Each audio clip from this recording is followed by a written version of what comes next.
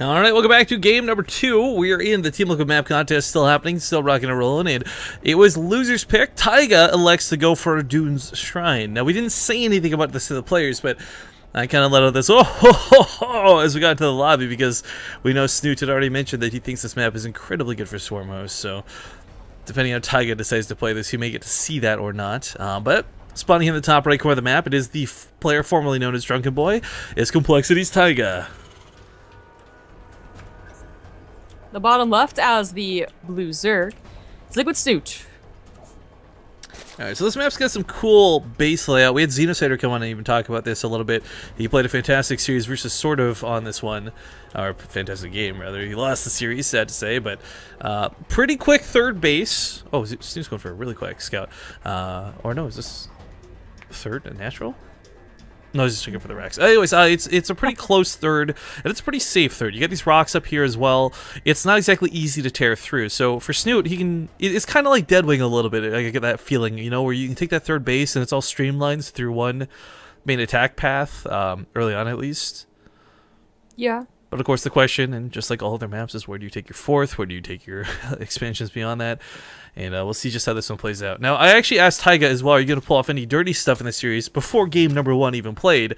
And he said, if I am, it'll be in game 2. So maybe he'll do something a little bit cheeky this game. Maybe we'll see that disgusting hell metal. Or maybe this one just plays out standard. It's really up to where Tyga wants to risk here, as he's I don't know, he's up against a really strong Zerg player like Snute. It's not easy to just... It's so easy to say, oh, you just all in him and win, but it's never really the case. It's not. If he's gonna do something sneaky, he's gotta be worried about Overlord spotting it, of course. And we talk about that this already has a space for the Overlord, but doesn't see the gases. But it'll see whatever is like coming out of the main or the natural. And I think that's like even better for ZVT. And the main base is... You can fit things off to the right side of the main base, sure, of course. But a lot of the dead space is off to the left, so I think an Overlord scout might see whatever he's trying to hide. We'll see if he even puts the Overlords in the best positions possible. Well, Reaper does come out, and he hasn't exactly gone for a second gas too quick. Looks like the expansion is going to be the priority on this one, so... Ooh. Hey, can you put an Overlord in between the man and the natural, to the right? Oh my god, I don't know, but what is this thing? This cave? Oh, hey!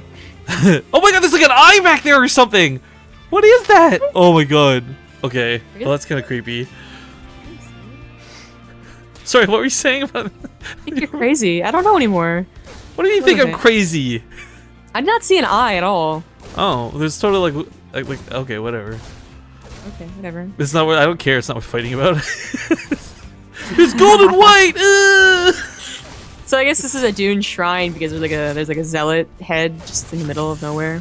Yeah, relics of the Protoss planet. I mean, there's that this thing here, this weird shrine, and all this other junk on the map we saw the first time through. So cool doodads.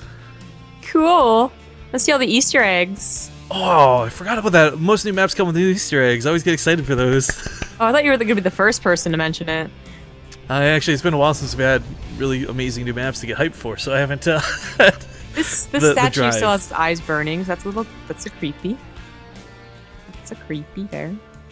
Actually, I'm just quickly glancing around. There's like stone zealots in the walls and things, and yeah, I don't know, man. I would love to find some crazy, insane Easter egg on this one. But as far as the map layout goes, again, it kind of looks like you can go through the back. Oh, I guess this is the exit of the tunnel on the other side. Oh, cool. But yeah, you actually cannot land units back here, I believe. It would make no sense, so not exactly a way to abuse anything on this map. Tyga, by the way, is going to go for the wall off, but it's coming way too late, and Snute is, well, going to hurt him a lot. Hellions on the ramp will actually hold pretty well. Sure.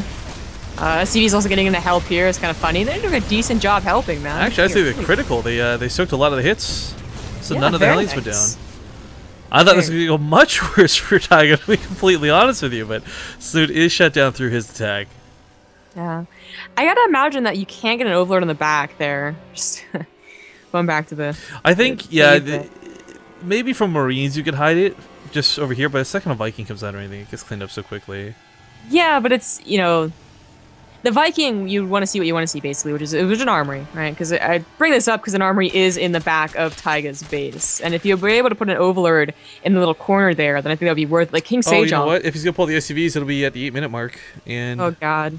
That's... But Snute, we've asked Snute about this. He's defended it. He's gonna do it. Yeah, Snute mentioned he's seen it before, but he didn't really scout this coming. The Overlords don't see the mineral lines.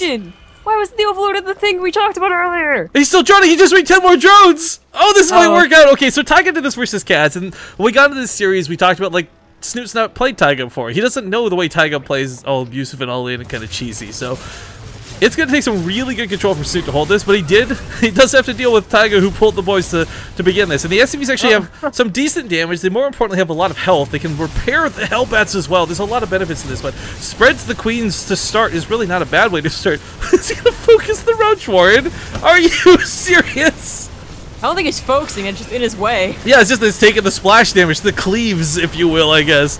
But for Tyga, you guys make no mistake, this has to end of the game. This is not a, okay, cool, I did a great aggression. Oh, the drones are pulled through the Hellbats!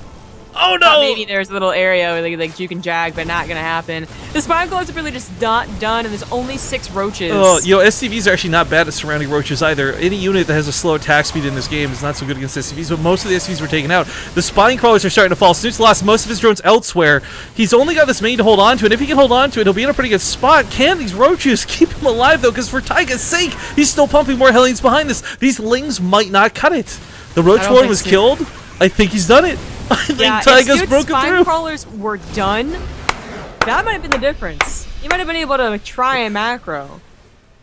If I'm gonna do something gross, it'll be game number 2, he says.